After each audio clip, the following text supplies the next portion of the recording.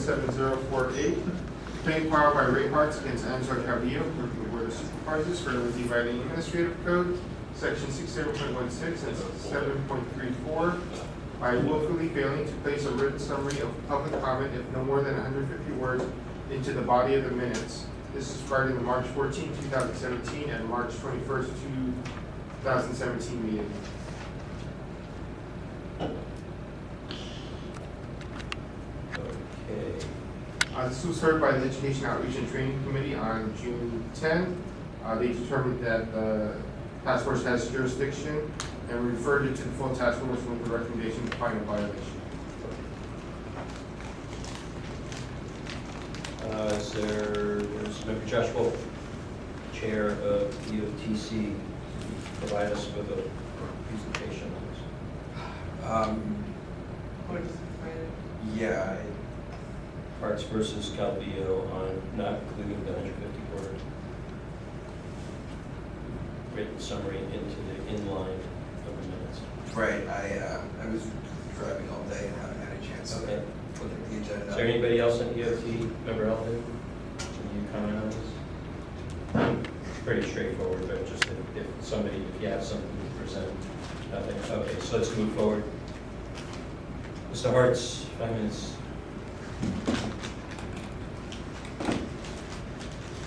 Members of the task force, don't pin it on me. It's not my fault we're back here again. 10 times the task force has ruled that in the minutes means in the minutes. The city attorney does this opining thing where he basically says, well, you can't read into it, and I'm not reading into it, neither did the task force. If you read that section of the thing, if you submit a 150-word summary, it goes in the minutes. And I don't know what other definition of in the minutes is possible without reading something into it. Ms. Calvillo has already been found 4 times. The first time, as you'll see, it was in 2012. And then there have been subsequent, and this complaint is for 2 separate occasions, and it also was a complaint regarding knowingly and willfully.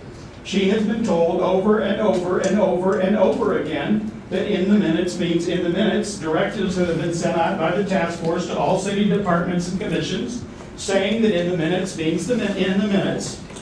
And there are a couple of, basically other than that, there are a couple short things I'd like to talk to you about. On page 273 of your packet, there's a letter there to Mr. Young from Wilson Ng on behalf of the clerk. And the city attorney's opining is down there in the sort of in the middle, and the second paragraph, which has the underlining, says, the speaker's summary of public comment may be placed in the text of the minutes for the agenda item, or for general public comment if that is where the general public comment occurred, or at the end of the minutes, whether or not designated as an attachment. Now, the task force has found that second part they disagree with. In the minutes means in the minutes. But I would like you to look at the opining of the city attorney where he says or. That would include to me that either one is acceptable. And since the Library Commission, the Ethics Commission, the Police Commission, the Arts Commission, and 3 other commissions have all put the 150-word summary in the body of the minutes where it occurred in the flow of the events, then I don't see any question. Ms. Calvillo keeps bringing up these specious arguments about how it's her job to do this and that, but she has never once given a single example where putting the 150-word summary in the body of the minutes in any way impedes her or keeps her from doing her job. All of these other bodies have the same responsibilities to keep minutes and keep records. They put it in the minutes and they don't seem to have any problem with it. Why does she? And since this is, as I said, this is also willful because this is the 5th time that I have brought this complaint, not the 5th time that she's failed to do it, the 5th time I brought a complaint about it. I would like you to also look at